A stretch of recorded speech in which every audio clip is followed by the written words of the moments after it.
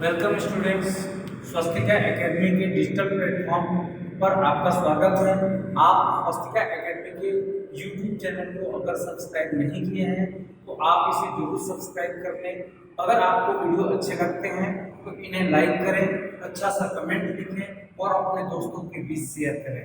दोस्तों, कल हम लोगों ने बात किया था इसके प्रो वीडियो में कि आप प्रोकैरियोटिक और यूकैरियोटिक कोशिकाओं के बीच जो है बहुत सारे अंतर को समझे थे। हम लोग उस टॉपिक के आगे कंटिन्यू इस वीडियो में शुरू कर रहे हैं। यहाँ पे हम लोग सेल ऑर्गेनल या कोशिकाओं की बात करेंगे, साथ ही ये सीखेंगे कि what is difference between plant cell and animal cell. ठीक है, तो यहाँ पे पादप कोशिका और जंतु कोशिकाओं के दो चित्र बने हुए हैं। इन चित्रों में क्या अंतर है उनको हम लोग समझने की कोशिश करेंगे। साथ में यह भी समझेंगे कि ये जितने भी नाम लिखे हुए हैं, इन नामों को कोशिकांग कहते हैं, कोशिका के अंग हैं। इन अंगों को इनके का क्या कार्य है, इनकी खोज किसने की, ठीक है, विभिन्न बातों को हम यहाँ पे डिस्कस करने वाले हैं। तो सबसे पहले आप लोग देखें, यहाँ पर ये जो चित्र दिखाई दे रहा है इसे हम पादप कोशिका या प्लांट सेल के नाम से जानते हैं। इसे हम एनिमल सेल या जंतु कोशिका के नाम से जानते हैं। देखते हैं यहाँ पर कि पादप कोशिका में कौन कौन से ऑर्गन्स पाए जाते हैं और एनिमल सेल्स में कौन कौन से सेल ऑर्गेनल्स नहीं पाए जाते हैं। क्या अंतर है दोनों कोशिकाओं में, ये एक बहुत महत्वपूर्ण क्वेश्चन है जो कि आपको मेंस के टॉपिक में 5 नंबर या 6 नंबर के क्वेश्चन में, अगर 2019 का आप मेंस दे रहे हैं तो आपको 6 नंबर के क्वेश्चन में इसको उत्तर लिखना पड़ सकता है। और अगर आप 2020 के मेंस के या अपकमिंग जो भी मेंस आने वाले हैं नए सिलेबस के अनुसार, वहाँ पे 5 नंबर के अनुसार आपको लिखना होता है। चलिए हम लोग डिस्कस कर रहे हैं। सबसे पहले देखते हैं यहाँ पर जो आपके सेल ऑर्गेनल्स हैं उनमें सबसे पहला नाम आता है सेल वॉल का। सेल वॉल का मतलब होता है कोशिका भित्ति। और आपको बता दें कि कोशिका भित्ति केवल पादप कोशिकाओं में ही पाई जाती है, यह जंतु कोशिका में अनुपस्थित होती है। आप यहाँ पे देखेंगे कि outermost layer of the plant cell is known as cell wall. जो बाहरी दीवार है, बाहरी भित्ति है, यही जो है इसे हम कोशिका भित्ति के नाम से जानते हैं। यह प्रकृति में सबसे ज्यादा पाए जाने वाले कार्बोहाइड्रेट सेल्यूलोज की बनी होती है। पादप कोशिका भित्ति किसकी बनी होती है? सेल्यूलोज की बनी होती है, जो कि प्रकृति में सबसे ज्यादा मात्रा में पाया जाने वाला कार्बोहाइड्रेट है। अब दूसरे लेयर की अगर बात करें यहाँ पर तो लिखा हुआ है सेल मेम्ब्रेन। और आप जैसा कि चित्र में देख रहे हैं यहाँ भी सेल मेम्ब्रेन है और यहाँ भी सेल मेम्ब्रेन है। यानी प्रत्येक कोशिका में, कोशिका सिद्धांत के अनुसार अगर आप बात करते हैं तो प्रत्येक कोशिका में सेल मेम्ब्रेन जरूर होता है। ठीक है, तो यहाँ जंतु कोशिका में भी पाई जाएगी और पादप कोशिका में भी पाई जाती है। क्वेश्चन ये भी पूछा जाता है कि पादप कोशिका की जो सेल वॉल होती है वो कितने लेयर की होती है। तो आपको याद रखना है कि ये 3 लेयर की होती है। और जैसे कि आप देख रहे हैं कि इस कोशिका भित्ति में जगह जगह पर जो है एक स्पेस है जो मटेरियल्स को इनपुट और आउटपुट या इन और आउट करता है। जबकि यहाँ पर अगर सेल मेम्ब्रेन की बात करें तो दोनों में सेल मेम्ब्रेन पाई जाती है। अंतर क्या है? पादप कोशिका और जंतु कोशिका के दोनों के अंदर सेल मेम्ब्रेन का अंतर आपको समझना है कि यहाँ पे पादप कोशिका में जो सेल मेम्ब्रेन होती है वह इनर लेयर के रूप में जानी जाती है, जबकि यहाँ पे आउटर मोस्ट लेयर है ये एनिमल सेल की। अगर आप देखें तो यह एनिमल सेल में जो है सबसे बाहरी लेयर है, सबसे बाहरी स्तर के रूप में पाई जाती है। जबकि अगर प्लांट सेल में देखा जाए तो पहले कोशिका भित्ति है, उसके बाद सेल मेम्ब्रेन है। अगर आप कहें तो ये इनर लेयर के रूप में देखी जाएगी या सेकेंड लेयर के रूप में भी आप इसको जान सकते हैं। दूसरा क्वेश्चन आता है कि सेल मेम्ब्रेन जो जंतु कोशिका की होती है या पादप कोशिका की होती है, ये किस चीज से बने होते हैं। आपको बता दें कि जंतु कोशिका की जो सेल मेम्ब्रेन होती है यह लिपोप्रोटीन की बनी होती है। किसकी बनी होती है? लिपोप्रोटीन की बनी होती है। लिपोप्रोटीन का अर्थ होता है लिपिड प्लस प्रोटीन, अर्थात वसा और प्रोटीन से मिलकर के बनी होती है। जबकि अगर बात करें हम पादप कोशिका में, आमतौर पे यहाँ पर यह जो है फास्फोलिपिड की बनी होती है। किसकी बनी होती है? फास्फोलिपिड की बनी होती है, फास्फोरस लिपिड के साथ मिलकर बनी होती है। सेल मेम्ब्रेन के बारे में पूछा जाता है कि इसकी प्रकृति क्या है। यह परमिएबल है, सेमी परमिएबल है या नॉन परमिएबल है। अर्थात में परमिएबल शब्द का अर्थ है पारदर्शी है या अर्धपारदर्शी है या अपारदर्शी है, या आप कह सकते हैं कि यहाँ पर ये सेमी परमिएबल नेचर की होती है, अर्थात अर्धपारगम्य होती है। पारदर्शी नहीं बोलेंगे, पारगम्य बोलेंगे। यानी पारगम्यता का अर्थ होता है कि किसी चीज को अगर मैं किसी चीज पानी को फेंकूं और यहाँ से वहां पहुंच जाए, इसमें कोई लेयर होगी, कोई दीवार होगी, अगर वो पारगम्य नहीं, वो कोई वस्तु जो है उस छेद के रास्ते बाहर निकल जाती है। लेकिन अगर मैं, जैसे आप लोगों ने सेमी परमेबल का एक बेस्ट एग्जांपल मैं आपको लाइव में बता दूं कि आप चाय पत्ती से, चाय छन्नी से चाय को छानते हैं, उसमें आप क्या छानते हैं? उसमें चाय की पत्ती, अदरक वगैरह जो कुछ भी डाले होते हैं वह सारे पार्ट जो है ऊपर की तरफ चाय छन्नी में रह जाते हैं और पेय पदार्थ जो है चाय अपने आप जो है ढोल लेते हैं। इसका अर्थ ये होगा कि जो चाय छन्नी है वह किसी चीज को जाने देती है और किसी चीज को रोक लेती है, यानी वह पूर्ण रूपेण वो पारगम्यता का व्यवहार प्रदर्शित करती है। इसका अर्थ यह है कि वह आवश्यक चीज को ही जाने देती है और जो चीजें अनावश्यक थी उन्हें रोक लेती है। इसको हम अर्धपारगम्यता का गुण कहते हैं। अपारगम्यता का गुण किसे कहते हैं? अपारगम्यता का गुण ये होता है अगर वह जो है किसी चीज की, मान लो कि वो कागज की बनी होती है या पॉलीथीन की बनी होती है, आप कोई भी चीज उस पर डालते हैं तो वह नीचे की तरफ कोई चीज बाहर जाने नहीं देती, इसे हम अपारगम्यता कहते हैं। तो आप आई थिंक समझ चुके होंगे कि पारगम्यता, अर्धपारगम्यता और जो है अपारगम्यता क्या होता है। यहाँ पे आपको जो बताने की कोशिश कर रहा हूँ वह है सेल मेम्ब्रेन जो होती है अर्धपारगम्य प्रवृत्ति की होती है। इसकी जो प्रकृति होती है अर्धपारगम्य होती है, अर्थात यह कोशिका में आवश्यक पदार्थों को ही अंदर जाने देती है, अनावश्यक पदार्थों को बाहर रोक लेती है। अगर अंदर से बाहर की बात करें तो अनावश्यक पदार्थों को क्या करती है? बाहर कर देती है और आवश्यक पदार्थों को अंदर ही रहने देती है। ये इस सेल मेम्ब्रेन का गुण है। और आपको बता दें कि जो सेल मेम्ब्रेन होता है वो लिपोप्रोटीन से बना होता है, किसमें? जंतु कोशिका से। ये अक्सर क्वेश्चन पूछा गया है, ठीक है। तो आपने डिफरेंस समझा, प्राइमरी लेयर और सेकेंडरी लेयर की बात की। अब बात करें अपन लोग, यहाँ पर तीसरा चीज दिखाई दे रहा है जंतु कोशिका में लाइसोसोम्स। लाइसोसोम्स के बारे में आपको बता दें, इसे कोशिका के अंदर की जो थैलीनुमा संरचना है, उस थैलीनुमा संरचना में 24 से लेकर के 40 प्रकार के हाइड्रोलिटिक या जल अपघटनीय एंजाइम पाए जाते हैं। ये जल अपघटनीय एंजाइम करते क्या है?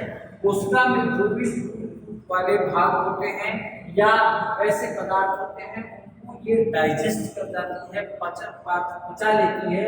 इसीलिए हम इसे कोशिका की पाचक थैली के नाम से भी जानते हैं। याद रखें कि इसमें अभी जैसा कि मैंने बताया कि 24 से 40 प्रकार के जल अपघटनीय एंजाइम या हाइड्रोलिटिक एंजाइम होते हैं, या पाचन क्रिया में सहायता करते हैं। कोशिका के अंदर कोई भी अपघटन जाता है उसको ये डाइजेस्ट कर लेते हैं।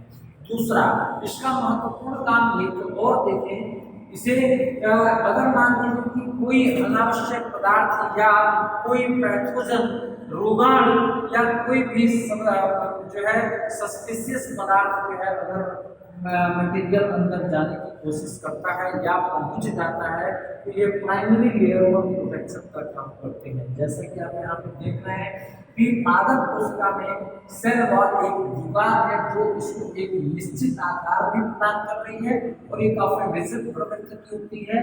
ये किसी चीज को अंदर जाने नहीं देती है, इसके लिए पर्टिकुलर वे बने हुए उसी रास्ते से जा सकते हैं।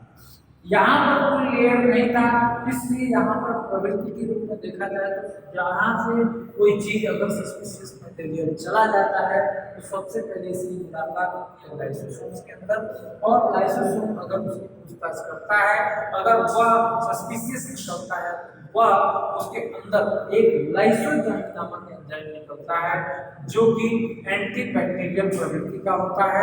एंटीबैक्टीरियल जो प्रवृत्ति है यानी यह प्रतिजैविक पदार्थ के रूप में देखा जाता है, यह जो है उसको मार देता है। आप अपने आप जो है इस थैली को, ये जो जैसा कि मैंने बताया कि इस थैली में बहुत सारे एंजाइम हैं, तो इस थैली को फाड़ देता है या नष्ट कर देता है, और उससे जो एंजाइम होते हैं वह आने वाले सस्पिशियस मटेरियल्स को या उसके रोगाणु को या पैथोजेंस को मार डालते हैं। क्योंकि यह अपने थैली को खुद नष्ट कर लेता है, इसीलिए इसे आत्महत्या की थैली भी कहते हैं। कोशिका का आत्महत्या की थैली भी इसे कहते हैं। पहला चीज मैंने आपको बताया कि इसे कोशिका का पाचक थैली, दूसरा मैंने बताया कोशिका का आत्महत्या की थैली भी इसे कहते हैं। अब तीसरी बात आपको ये चीज समझनी है कि इस लाइसोसोम्स की खोज किसने की थी, तो लाइसोसोम्स की खोज जो है डी ड्यूवे ने की थी। सी जी ड्यूवे नाम था उनका, 1955 ईस्वी में उन्होंने खोज किया था। ये ध्यान रखिए, लाइसोसोम्स जो है केवल जंतु कोशिकाओं में पाए जाते हैं, पादप कोशिकाओं में उपस्थित होते हैं। ये ध्यान रखना है, प्रायः यह केवल जंतु कोशिकाओं में ही पाए जाते हैं। अब बात आती है कि लाइसोसोम्स के बाद एक नाम यहाँ पर मैं दिखा रहा हूँ आपको, राइबोसोम्स। राइबोसोम जो है ये जिस दोनों जगह पाए जाते हैं, यहाँ भी राइबोसोम्स पाए जाते हैं और यहाँ भी राइबोसोम्स पाए जाते हैं, यानी ये राइबोसोम कॉमन होते हैं।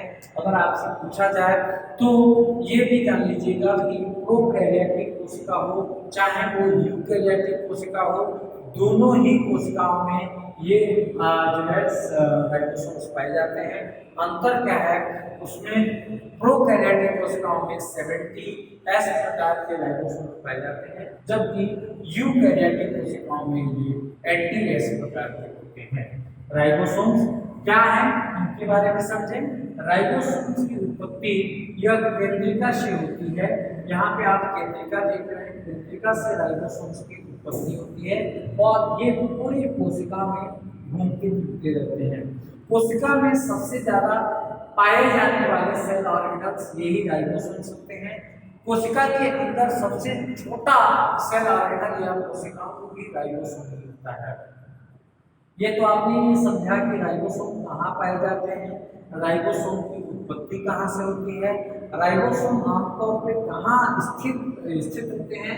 आप देखेंगे कि एंडोप्लाज्मिक रेटिकुलम या रफ एंडोप्लाज्मिक रेटिकुलम जिसे हम उर्दूरी अंतःप्रदव्य जालिका के नाम से जानते हैं, इसकी सतह पर जो है पाई जाती है। इसी के वजह से अंतःप्रदव्य जालिका के सतह पर पाए जाने के कारण इसकी जो लेयर होती है वह रफ हो जाती है, खुरदुरी हो जाती है, इसी कारण इसको हम रफ एंडोप्लाज्मिक रेटिकुलम कहते हैं। राइबोसोम एक्चुअली प्रोटीन सिंथेसिस का काम करते हैं। प्रोटीन सिंथेसिस का काम करने के कारण ये जो है इसे प्रोटीन का कारखाना भी कहते हैं। ध्यान रखेंगे, इसे प्रोटीन का कारखाना कहते हैं। और इसकी भी खोज 1955 में जो है किसने की थी, जी.ई. पैलाडे ने की थी। किसने की थी, जी.ई. पैलाडे ने 1955 में की थी। ठीक है, तो राइबोसोम के बारे में कितनी बातें आपने समझा। कई बार इस पर टिप्पणी लिखने के लिए आ सकता है। आप 3 नंबर में अगर लिखते हैं तो कम से कम 3 बातों को लिखना पड़ता है। राइबोसोम्स के बारे में आपको लिखना है तो 3 मुख्य बातें याद रखेंगे कि राइबोसोम प्रोटीन सिंथेसिस का कार्य करता है, इसलिए इसे प्रोटीन का कारखाना कहते हैं, पहली बात। दूसरी बात, इसकी उत्पत्ति या इसका उत्पादन जो होता है आमतौर पर ये न्यूक्लियोलस या केंद्रिका से होता है, और ये जो न्यूक्लियोलस होने के कारण जो है यहाँ पर ये जो है उपस्थित कहाँ पाए जाते हैं, आमतौर पर रफ एंडोप्लाज्मिक रेटिकुलम में पाए जाते हैं। तीसरी और मुख्य बात आपके बारे में बता दें कि यह पूरे कोशिका में सबसे छोटा सेल ऑर्गेनल, ठीक है। और अगर प्रीलिम्स के हिसाब से देखा जाए तो क्या क्वेश्चन पूछ सकता है, प्रीलिम्स के हिसाब से क्वेश्चन पूछता है कि राइबोसोम की खोज किसने और कब की थी? तो आपको याद रखना है 1955 ईस्वी में जी.ई. पैलाडे ने राइबोसोम की खोज की थी। तो हम लोगों ने जिसको मैं राउंड करता चल रहा हूँ उसको आप समझेंगे कि इसके डिस्कशन के बारे में हमने किया। अब यहाँ पे आपको दिखाई दे रहा है सेंट्रोसोम। क्या दिखाई दे रहा है? सेंट्रोसोम। इसको हिंदी में हम तारक काय कहते हैं। क्या कहते हैं? तारक काय। ये सेंट्रोसोम का काम क्या है और सेंट्रोसोम कहाँ से ये इसका ये स्टार लाइक स्ट्रक्चर आपको दिखाई दे रहा है जो कि अक्सर केंद्र कला या न्यूक्लियर मेम्ब्रेन के पास पाई जाती है। यह तारक काय होता है, यह कोशिका विभाजन में मुख्य भूमिका निभाता है। और कोशिका विभाजन जब आप टॉपिक पढ़ेंगे वहां पे पढ़ेंगे कि कोशिका विभाजन 2 चरणों में संपादित होता है। एक पहले केंद्रक का विभाजन, उसके बाद साइटोप्लाज्म यानी कोशिका द्रव्य का विभाजन। तो वहां पे जो केंद्रक विभाजन होता है और केंद्रक में भी मुख्य मटेरियल क्या है? जेनेटिक मटेरियल, डीएनए, आरएनए या सूत्र आप कह सकते हैं। तो ये मुझे दिखाई दे रहे हैं क्रोमेटिन बोलते हैं। क्या बोलते हैं? क्रोमेटिन बोलते हैं। तो गुणसूत्रों की बंटवारा करने में जो है यह मुख्य भूमिका निभाता है। इसकी खोज जो है टी बावेरी ने 1888 ईस्वी में की थी। तारक काय का मुख्य कार्य क्या है? कोशिका विभाजन में केंद्रक विभाजन के तहत गुणसूत्रों में बंटवारा करना। ये ध्यान रखिए, इसका और सिर्फ इतना ही काम है और बाकी इसमें इस समय पर्टिकुलर कोई जो है इस समय मुख्य कार्य नहीं दिखाई देता है। अब हम बात करते हैं जब बहुत सारे राइबोसोम इकट्ठा होते हैं तो यहाँ पे आपको दिखाई दे रहा है कि बहुत सारे राइबोसोम इकट्ठा दिखाई देते हैं तो इनका नाम पॉलीसोम्स भी कहा जाता है।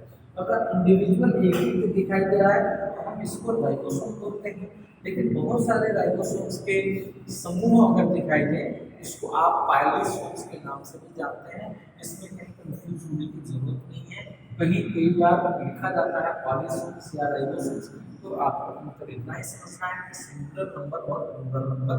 अगर सिंगुलर नंबर में है अकेला है तो उसको राइबोसोम बोलेंगे, अगर वह जो है बहुत सारी संख्या में इकट्ठा एकत्रित है उसे हम पॉलीसोम्स के नाम से भी जानते हैं। चलिए आगे हम बात करेंगे यहाँ पर न्यूक्लियस के बारे में थोड़ा सा। पहले एंडोप्लाज्मिक रेटिकुलम को समझते हैं, माइटोकॉन्ड्रिया को समझते हैं, उसके बाद से हम केंद्रक में घुसेंगे क्योंकि केंद्रक का बहुत बड़ा काम है। सबसे पहले हम आपको बताते हैं एंडोप्लाज्मिक रेटिकुलम के बारे में। ये जो आप देख रहे हैं कि केंद्रक की चारों तरफ एक नलिकाकार संरचना दिखाई दे रही है। ये नलिकाकार संरचना को हम एंडोप्लाज्मिक रेटिकुलम या इसको अंतःप्रदब्बी जालिका के नाम से जानते हैं। अंतःप्रदब्बी जालिका जो होती है यह पूरे केंद्रक झिल्ली से लेकर के कोशिका झिल्ली तक फैली होती है। इसे कई बार कोशिका का कंकाल तंत्र भी कहते हैं। अब यहाँ पर 2 प्रकार के एंडोप्लाज्मिक रेटिकुलम है। एक को मैंने यहाँ पे स्मूथ एंडोप्लाज्मिक रेटिकुलम लिखा है, दूसरे को मैंने रफ एंडोप्लाज्मिक रेटिकुलम लिखा है। तो दोनों में अंतर क्या है, इनके कार्य क्या है और ये किस तरीके से भूमिका निभाते हैं। यहाँ पे आप देख रहे हैं जैसा कि मैंने बताया कि नलिकाकार संरचनाएं हैं और यहाँ से न्यूक्लियोलस से राइबोसोम्स उत्पादित होते हैं। उत्पादित होने के बाद ये पूरे साइटोप्लाज्म में घूमते फिरते पाए जाते हैं। अक्सर ये क्या करते हैं, इसकी सतह पर आकर के चिपक जाते हैं। जब चिपक जाते हैं तो इसका जो जिसकी सतह पर राइबोसोम्स की उपस्थिति हो उसे हम रफ एंडोप्लाज्मिक रेटिकुलम कहते हैं। तो what is the difference between rough endoplasmic reticulum and smooth endoplasmic reticulum? तो आप कहेंगे कि जिस एंडोप्लाज्मिक रेटिकुलम के ऊपर राइबोसोम पाए जाते हैं उसमें हम उसे रफ एंडोप्लाज्मिक रेटिकुलम कहते हैं, और जहां पर एंडोप्लाज्मिक जिस एंडोप्लाज्मिक रेटिकुलम या अंतःप्रदब्बी जालिका की सतह पर राइबोसोम अनुपस्थित होते हैं, एब्सेंट होते हैं, ऐसे की जो सतह होती है वो क्या होती है, स्मूथ होती है, चिकनी होती है। इसलिए इसे हम चिकनी अंतःप्रदब्बी जालिका के नाम से जानते हैं। तो डिफरेंस आपको समझ में आया। अब दूसरा, जाहिर सी बात है कि जिसके ऊपर राइबोसोम्स की उपस्थिति होगी तो राइबोसोम्स का काम अभी थोड़ी देर पहले मैंने पढ़ाया कि आप जो है थोड़ी देर पहले ये समझे कि राइबोसोम्स को प्रोटीन का कारखाना कहते हैं। तो यहाँ पर ये ध्यान रखना है कि रफ एंडोप्लाज्मिक रेटिकुलम भी क्या करती है, प्रोटीन सिंथेसिस की क्रिया में भाग लेती है, जबकि स्मूथ एंडोप्लाज्मिक रेटिकुलम जो है यह वसा का संश्लेषण करती है। इसका संश्लेषण करती है, वसा यानी फैट लिपिड का संश्लेषण करती है। चलिए आगे हम बात करते हैं एंडोप्लाज्मिक रेटिकुलम की खोज किसने की थी। तो आपको याद रखना है के.आर. पोर्टर, क्या नाम था आपका, के.आर. पोर्टर ने जो है एंडोप्लाज्मिक रेटिकुलम की खोज की थी, ठीक है, के.आर. पोर्टर, ठीक है। अब अगला जो महत्वपूर्ण सेल ऑर्गेनेल ले रहे हैं इसका नाम है माइटोकॉन्ड्रिया, ठीक है। यह जो है माइटोकॉन्ड्रिया प्रोकैरियोटिक कोशिकाओं में उपस्थित होता है, जबकि यूकैरियोटिक कोशिकाओं में उपस्थित होता है, चाहे वो प्लांट सेल हो या एनिमल सेल हो। यह ऊर्जा का केंद्र है। याद रखेंगे कि कोशिकीय श्वसन जो होता है, सेलुलर रेस्पिरेशन जो होता है, वो कहाँ होता है, सेलुलर रेस्पिरेशन माइटोकॉन्ड्रिया के अंदर ही होता है, कोशिकीय श्वसन। अब इसका इतिहास थोड़ा सा समझें कि ये माइटोकॉन्ड्रिया की खोज किसने की, नामकरण किसने किया, इसके कार्य क्या क्या है, इसकी भूमिका क्या है, ठीक है। तो सबसे पहले माइटोकॉन्ड्रिया के बारे में जाने कि कोलिकर एवी कोलिकर एक वैज्ञानिक थे। कोलिकर ईवी कोलिकर ने माइटोकॉन्ड्रिया को सबसे पहले कब खोजा, 1880 ईस्वी में खोजा। 1880 ईस्वी में इन्होंने खोजा और ये बताया कि ये जो सेल ऑर्गेनल है माइटोकॉन्ड्रिया, इन्होंने नाम नहीं रखा था, सिर्फ खोजा था कि ये एक ऐसा अंग है जो कोशिका में ऊर्जा उत्पादन का कार्य करता है। 1890 में अल्टमैन नामक एक वैज्ञानिक आते हैं।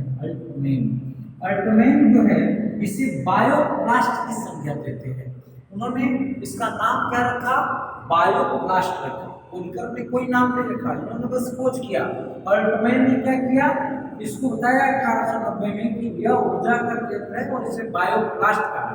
जबकि 1897 में कार्ल बेंडा, क्या नाम है, कार्ल बेंडा जो है ये 1897 ईस्वी में माइटोकॉन्ड्रिया शब्द से इसे नामकरण किया, ठीक है। इसका नामकरण जो किया उन्होंने माइटोकॉन्ड्रिया शब्द से किया, ठीक है।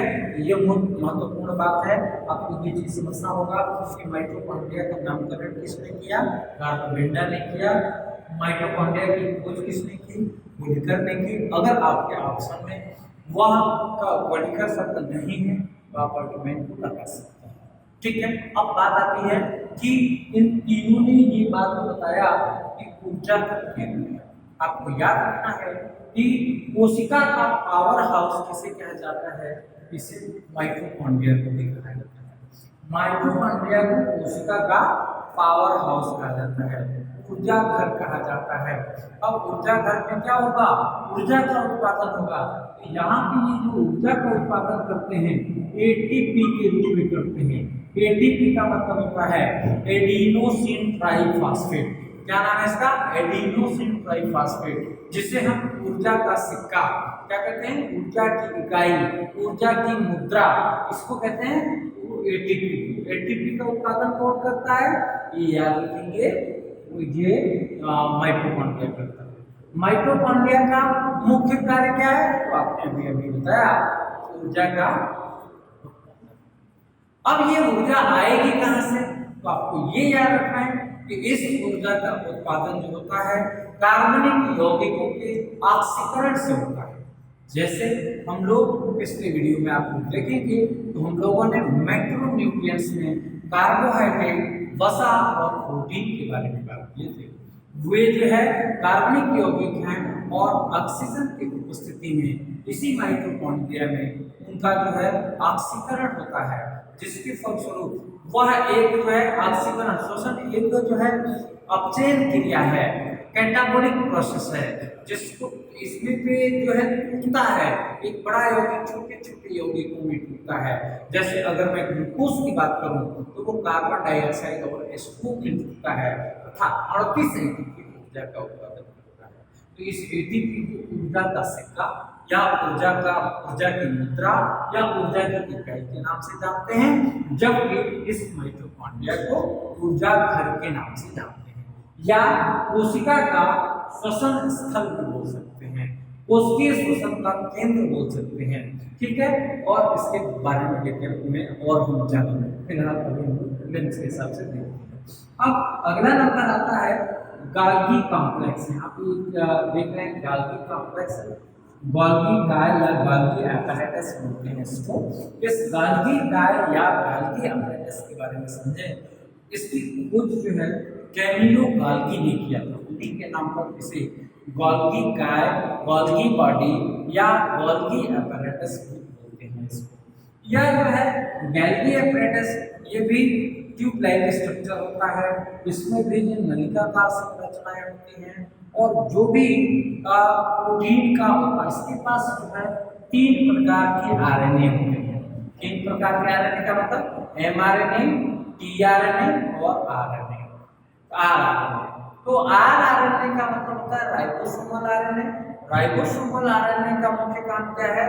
तो वह प्रोटीन की पैकेजिंग करता है। क्या करता है? पैकेजिंग करता है। टीआरएनए का मुख्य काम क्या है? तो वह ट्रांसपोर्टेशन करता है, जहां पे प्रोटीन की डिमांड है वहां पर उसे पहुंचाने का कार्य करता है। इसीलिए इसे जो है इसका 3 उपनाम दिया जाता है। प्रीलिम्स में अक्सर पूछेंगे कि कोशिका का यातायात प्रबंधक या ट्रांसपोर्ट मैनेजर किसे कहते हैं, तो आपको याद रखना है गाल्गी कॉम्प्लेक्स कहते हैं। अब बात आती है कि यातायात पुलिस, जाहिर सी बात है कि जब हम ट्रांसपोर्टेशन करेंगे तो ट्रैफिक में प्रॉब्लम आएगी। उस ट्रैफिक को कंट्रोल करने के लिए एक पुलिस होता है, एक प्रशासन की एक अंग है, ट्रैफिक पुलिस जिसे कहते हैं। इसीलिए इसे कोशिका का यातायात पुलिस के नाम से भी जाना जाता है। अब बात करते हैं कि जो मैसेंजर एमआरएनए है उसको फॉर्म में बोलते हैं मैसेंजर राइबोन्यूक्लिक एसिड। ये जो है मैसेंजर राइबोन्यूक्लिक एसिड या एमआरएनए जो है यह मैसेजिंग का कार्य करता है। अर्थात सपोज दैट थोड़ी देर के लिए आप एक इमेजिन कीजिए, आप एक कंपनी होती है, किसी चीज का प्रोडक्शन करते हैं, आपने किसी चीज की कंपनी बनाई, अब उस कंपनी में आप उस चीज को प्रोडक्शन करेंगे। प्रोडक्शन करने से मात्र से तो आपका काम चलने वाला नहीं है, उस प्रोडक्ट का आपको पूरा मार्केटिंग करना पड़ेगा, जगह जगह उसके बारे में बताना पड़ेगा कि मैं यह प्रोडक्ट बनाता हूँ, इस प्रोडक्ट की अगर आपको आवश्यकता हो तो आप मुझसे डील कर सकते हैं। तो मैसेजिंग का काम पहले जो है चिट्ठी पत्री इनके थ्रू हो गया, आज हम ईमेल कर पा रहे हैं, ठीक है, डिजिटल मार्केटिंग कर पा रहे हैं, तमाम चीजें हैं, ठीक है। ये जो मैसेजिंग का काम करता है वो कौन करता है? एमआरएनए करता है। इसीलिए गाल्गी कॉम्प्लेक्स जो है हम कोशिका का पोस्ट ऑफिस बोलते हैं, इसे कोशिका का पोस्ट ऑफिस बोलते हैं। क्या आपने समझा कि गाल्गी कॉम्प्लेक्स या गाल्गी apparatus या गाल्गी बॉडी ये जो है यह कोशिका में जो भी पदार्थों का विनिमय होता है, एक्सचेंज होता है या ट्रांसपोर्टेशन होता है, ये जो है आदान प्रदान जो प्रक्रिया है ये पूरा ये काम इसको संभालता है, ठीक है। इसीलिए इसे कोशिका का यातायात प्रबंधक, कोशिका का यातायात पुलिस, कोशिका का पोस्ट ऑफिस के नाम से इसे जाना जाता है। इसके बारे में हमें बताना है कि गाल्गी कॉम्प्लेक्स की खोज इटली के एक वैज्ञानिक थे जिनका नाम था कैमिलो गाल्गी, उन्होंने इसकी खोज की, ठीक है। अगर बात करें कि इस गाल्गी कॉम्प्लेक्स का यहाँ पर भी आप देख रहे हैं तो यहाँ पर ये डिप्टियोसोम्स के नाम से जाने जाते हैं। यहाँ पर इसको हम गाल्गी कॉम्प्लेक्स के नाम से न जान करके प्लांट सेल में इससे हम डिप्टियोसोम के नाम से जानते हैं। क्या नाम है? डिप्टियोसोम्स, ठीक है। यहाँ पे कंफ्यूज नहीं होना है कि प्लांट सेल में इसे हम डिप्टियोसोम्स के नाम से जानते हैं, नाम बदल का फंक्शन सेम का सेम। अब यहाँ पे लगभग आप लोगों ने जंतु कोशिका के मुख्य अंगों को समझे, अभी केंद्रिका के बारे में समझना है। क्योंकि यहाँ पे मैं जंतु कोशिका के बारे में काफी अच्छे से डिटेल से बताया, एक पार्ट को छोड़ करके यहाँ इस पार्ट को छोड़ करके हम लोग डिस्कस करेंगे ताकि आप सिमिलरिटी को डिसिमिलरिटी को को भी समझेंगे। तो हम लोग डिस्कस कर रहे थे प्लांट सेल वॉल का क्या काम है, डिफरेंस क्या है कि पादप कोशिका और जंतु कोशिका में जो डिफरेंस मैं क्लियर कर रहा था कि जो पादप कोशिका की जो आकार होती है, शेप होती है, वो फिक्स होती है, स्ट्रक्चर इसका फिक्स होता है due to presence of cell wall. अगर कोशिका भित्ति इसमें नहीं पाई जाती तो इसकी भी जो ये जंतु कोशिका का जो स्ट्रक्चर होता है ना, आमतौर पे ये इर्रेगुलर होता है। आप अंडाकार बोल देते हैं इसको, अंडाकार होता है, लेकिन यहाँ पे यह एक जेली लाइक स्ट्रक्चर या सेल मेम्ब्रेन की उपस्थिति के कारण इसका स्ट्रक्चर जो है फिक्स नहीं होता है, ये याद रखना है। ठीक है, अब यहाँ पर क्या क्या चीज़ें ऐसी हैं आपको डिफ्रेंशिएट करूँगा मैं। जैसे यहाँ पर एक महत्वपूर्ण चीज़ आपको मैं बताऊँगा प्लास्टिड के बारे में। प्लास्टिड जो है यह इसका अर्नेस्ट हैकल ने खोज किया था। किसने खोज किया था? अर्नेस्ट हैकल ने खोज किया था। प्लास्टिड 3 प्रकार के होते हैं।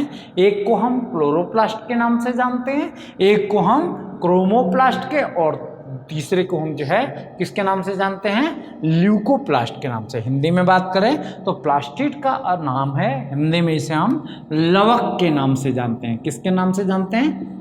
लवक। लवक जो होता है यह हरित लवक, वर्णी लवक और अवर्णी लवक 3 प्रकार के होते हैं।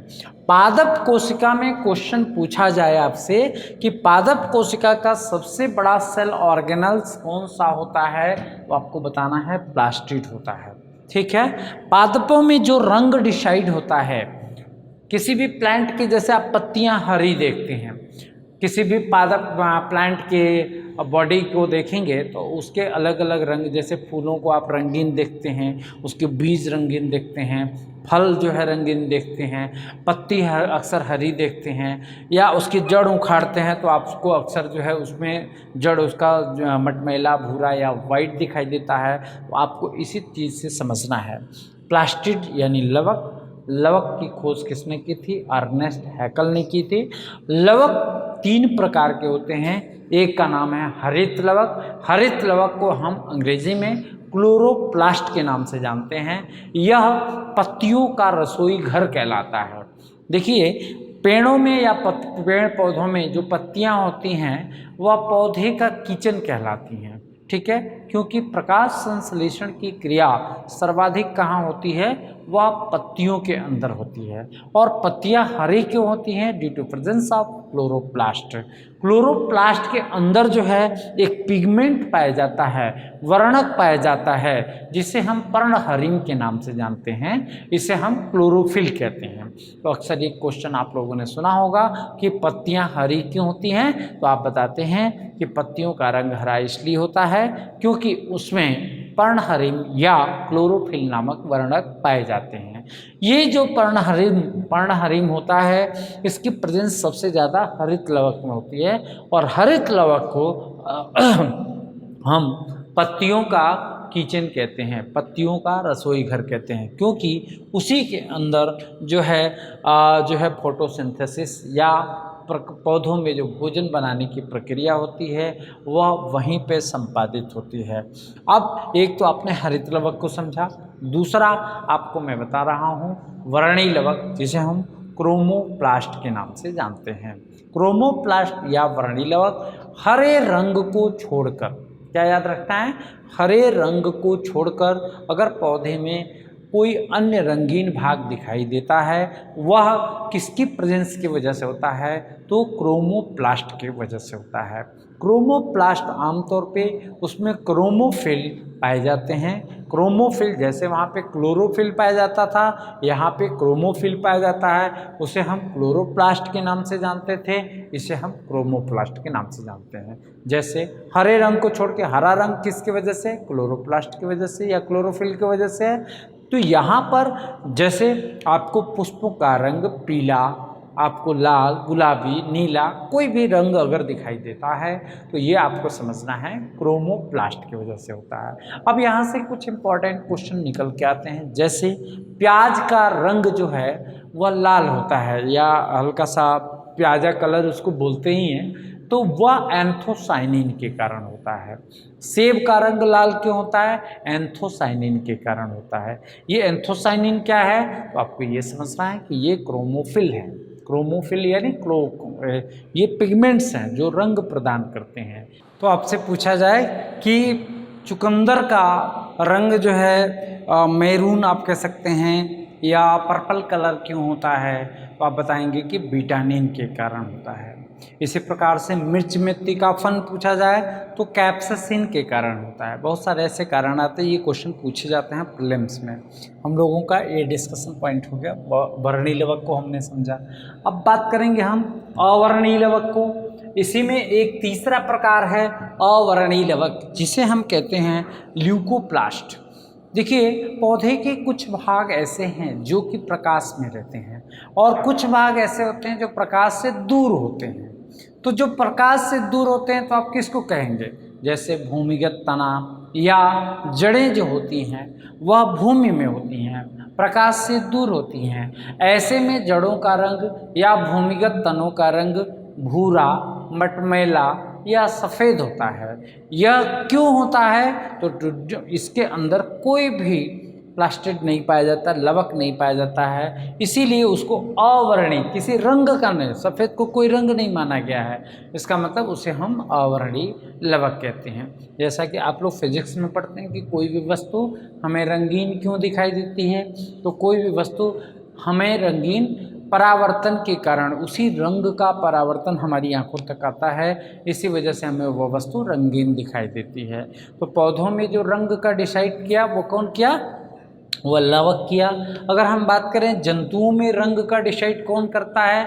जैसे आप लोगों ने जंतुओं के स्किन का कलर देखा होगा, बालों का कलर देखा होगा, ठीक है, त्वचा का रंग देखा होगा। तो आपने ये सुना होगा कि कोई मनुष्य गोरा है, कोई सांवला है, कोई काला है, कोई सफ़ेद है। इसका मतलब क्या है कि मनुष्य की त्वचा में एक मेलानिन नामक वर्णक पाया जाता है, पिगमेंट पाया जाता है, जिसकी उपस्थिति जितनी ही ज़्यादा अगर किसी व्यक्ति में है तो उसका रंग उतना ही डार्क होगा, और अगर वह मेलानिन तत्व जितना ही कम होता है उतना ही उस व्यक्ति का रंग गोरा होता है। मेलानिन अगर एब्सेंट पाया जाए तो आप देखेंगे कि वहाँ पे एकदम सफ़ेद जैसे हो जाता है, यानी कलरलेस हो जाता है।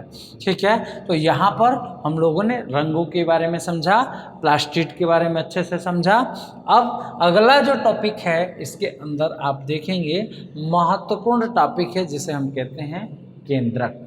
केंद्रक के बारे में जब हम पढ़ते हैं कि कोशिका में केंद्रक क्या है, देखिए कोशिका में जो केंद्रक होता है, चाहे वो जंतु कोशिका की बात करें या जंतु कोशिका की या पादप कोशिका की, अंतर दोनों में ये है कि इसका केंद्रक बड़ा होता है, इसका केंद्रक छोटा होता है। ठीक है, तो यहाँ पे दिखाई दे रहा है कि केंद्रक के अंदर कुछ उलझे हुए धागे दिखाई देते हैं। इनको हमने यहाँ पे जेनेटिक मटेरियल लिखा हुआ है, एक्चुअली इन्हें हम क्रोमेटिन धागे के नाम से जानते हैं, यानी उलझे हुए अवस्था में है। ये बाद में जब सुलझते हैं तो क्रोमोसोम का रूप धारण कर लेते हैं, और सुलझते कब हैं? जब इनका सेल डिवीज़न या इनका विभाजन होना होता है। ठीक है, तो यहाँ पे फिलहाल ये समझना है कि जो जेनेटिक मटेरियल होता है वो मुख्य रूप से डीएनए, आरएनए, ठीक है ना, डीएनए जिसको बोलते हैं। तो आप लोगों ने गुणसूत्र का चित्र देखा होगा आमतौर पे, इस तरीके की संरचना को, इस तरीके की संरचना देखी होगी। तो ये जो गुणसूत्र होता है इसके डीएनए जब एक प्रोटीन होता है हिस्टोन प्रोटीन के सहायता से जब डीएनए जो है लिपटता है तो यह गुणसूत्र की संरचना बनाता है, और इस गुणसूत्र की सबसे छोटी जो एक इकाई होती है उसे हम जीन कहते हैं। वही जीन एक पीढ़ी से दूसरे पीढ़ी तक आनुवंशिक गुणों का वहन करती है, आनुवंशिक लक्षणों का वहन करती है। इसी के कारण मनुष्य का बच्चा मनुष्य, बिल्ली का बच्चा बिल्ली, कुत्ते का बच्चा कुत्ता, धान का बीज बोएंगे तो धान, ये सारे लक्षण जो है पीढ़ीगत होते हैं, क्योंकि उसके जो जीन होते हैं वह इन लक्षणों को एक पीढ़ी से दूसरी पीढ़ी तक ले जाने का कार्य करते हैं। तो यहाँ पे आपको ये समझा रहा हूँ मैं कि जो केंद्रक होता है यह कोशिका में जितने भी अंग दिखाई दे रहे हैं, जैसे हमारे शरीर में हाथ, पैर, नाक, मुंह, अंदर अगर देखें तो आमाशय, अग्नाशय, किडनी, हृदय, सारे अंग हैं। इन सभी अंगों का जो केंद्र है, कंट्रोल रूम जो है, वह कंट्रोल कौन करता है? मस्तिष्क करता है। यह मस्तिष्क, जैसे अगर हम ब्रेन के टॉपिक में पढ़ेंगे कि मस्तिष्क 3 भागों में होता है, fore brain, mid brain, hind brain. तो इस प्रकार से सेरेब्रम, सेरिबेलम, मेडुला ऑब्लंगेटा, ठीक है। तो ये सभी भागों को कंट्रोल करता है, उनको कार्यों के लिए निर्देश देता है। आप सो जाते हैं फिर भी आपकी सांसें चलती रहती हैं, आपका पाचन क्रिया चलता रहता है, ये कैसे संभव है?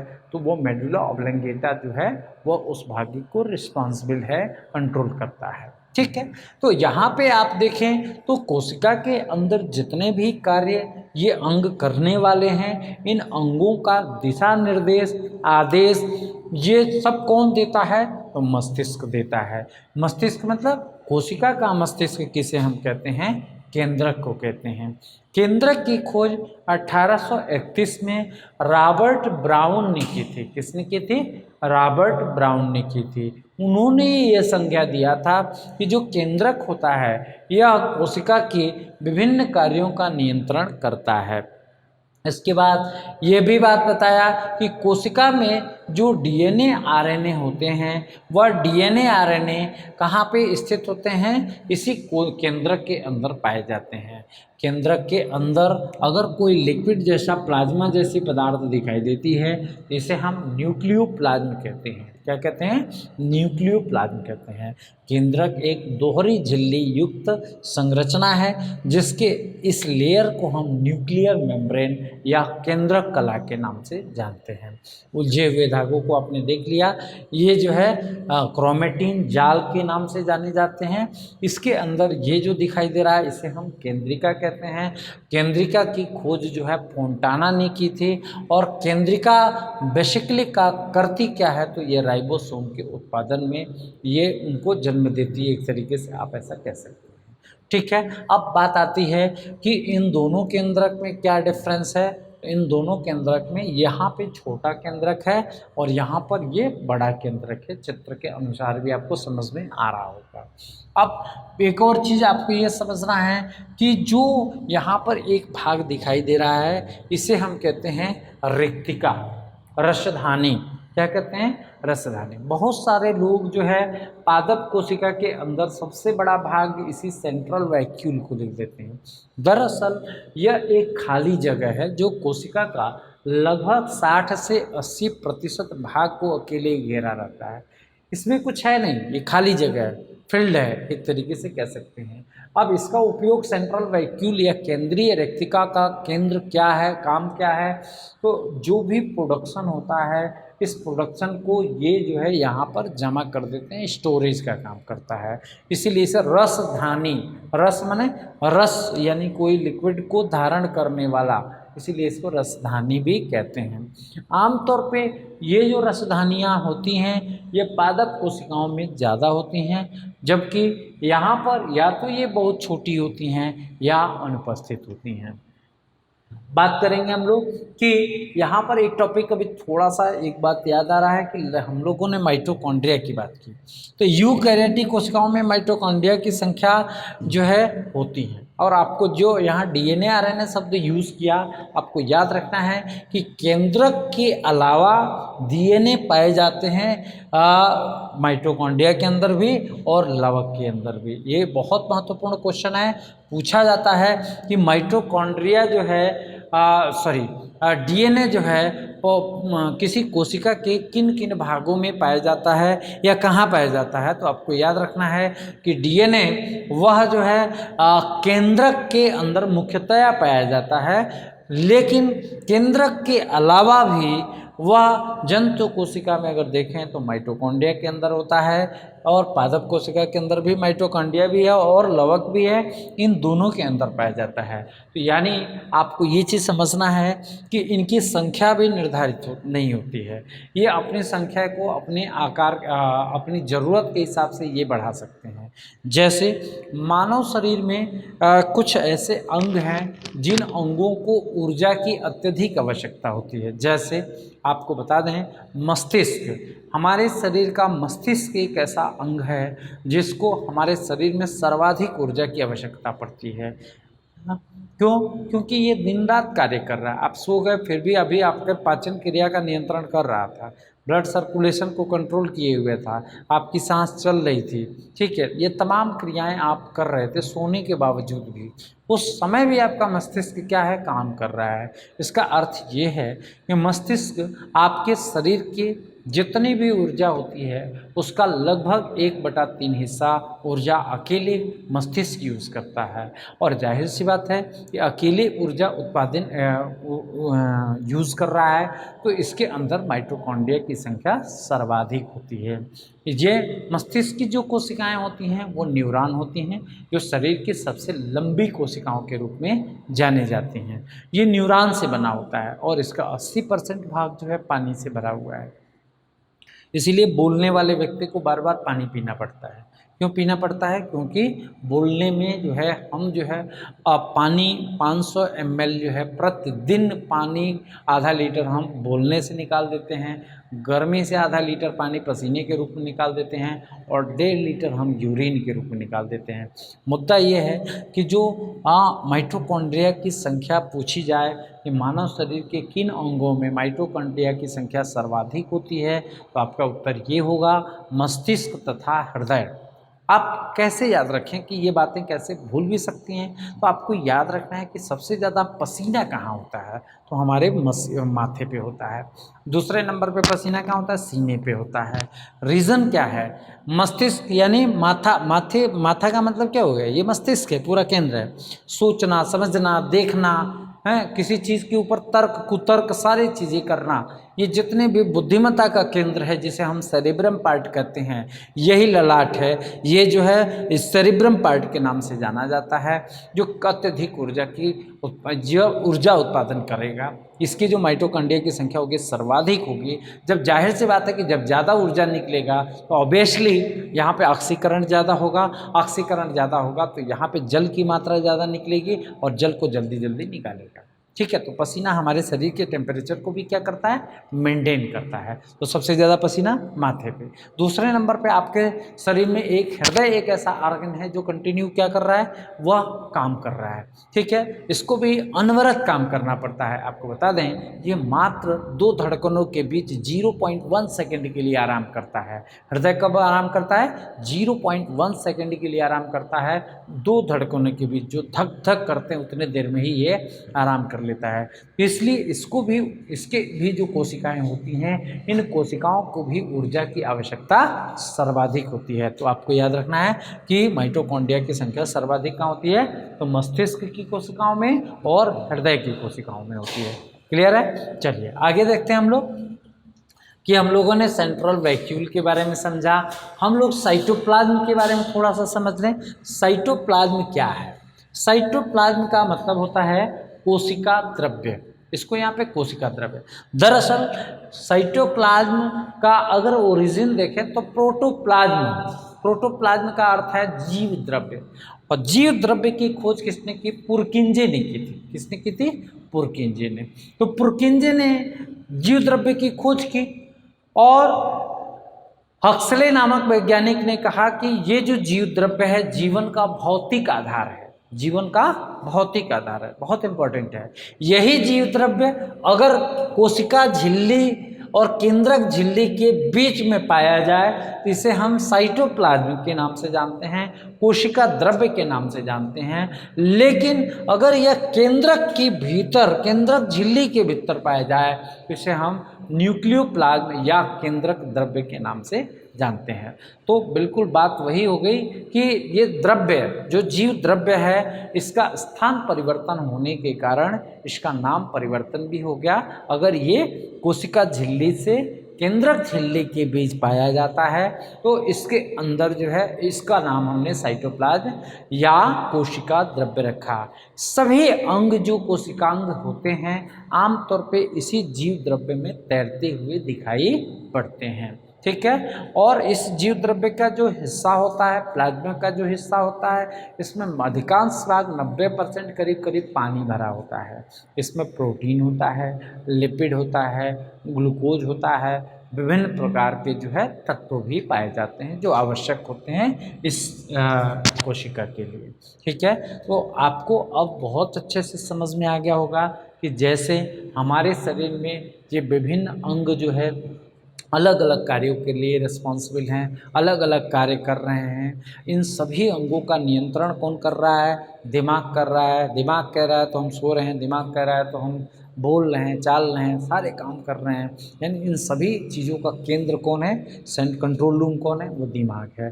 इसी प्रकार से अब आपको काफ़ी हद तक समझ में आ गया होगा कि जैसे हमारे शरीर के विभिन्न अंग अलग अलग कार्यों को करते हैं और इनका कंट्रोल करता है, उसी प्रकार से कोशिका के अंदर भी विभिन्न जो अंग हैं इन्हें हम कोशिकांग कहते हैं। अलग अलग कार्यों को रिस्पॉन्सिबल हैं, अलग अलग कार्यों के लिए जिनका नियंत्रण केंद्र कर रहा है। तो जिस प्रकार से हमने कोशिका की परिभाषा बताई थी कि कोशिका क्या है, वह जीवन की सूक्ष्मतम कार्यात्मक, संरचनात्मक एवं जननात्मक इकाई है। तो आपको यहाँ पे इस पूरे लेक्चर के बाद से अच्छे से समझ में आ गया होगा कि जैसे हमारी शरीर 5000 से अधिक अरब, 5000 अरब से भी ज़्यादा कोशिकाओं से मिलकर के बनी हुई है, उसी प्रकार से एक कोशिका भी बहुत सारे कार्यों को कर रही है। जैसे हमारा शरीर बहुत सारे कार्य को कर रहा है, उसी प्रकार ये कोशिका भी कर रही है। जैसे हमारे शरीर में भी ऊर्जा की आवश्यकता पड़ती है, यहाँ भी इस कार्य को करने के लिए ऊर्जा की आवश्यकता पड़ रही है। इसके अंदर भी पाचन की क्रिया आपने देखा, इसके अंदर भी ट्रांसपोर्टेशन का क्रिया देखा, इसके अंदर भी कंकाल तंत्र जैसी संरचना को देखा। तो यह उसी प्रकार से है, इसीलिए हम इसको सूक्ष्मतम इकाई के नाम से जानते हैं। तो आपको आई थिंक बहुत अच्छे से समझ में आ गया होगा कि what is difference between animal cell and plant cell, ठीक है। दूसरी चीज़ आपने सीखा होगा कि function of the cell organelles, ठीक है ना। तो आपको कोशिकांगों के कार्यों को भी समझ में आ गया।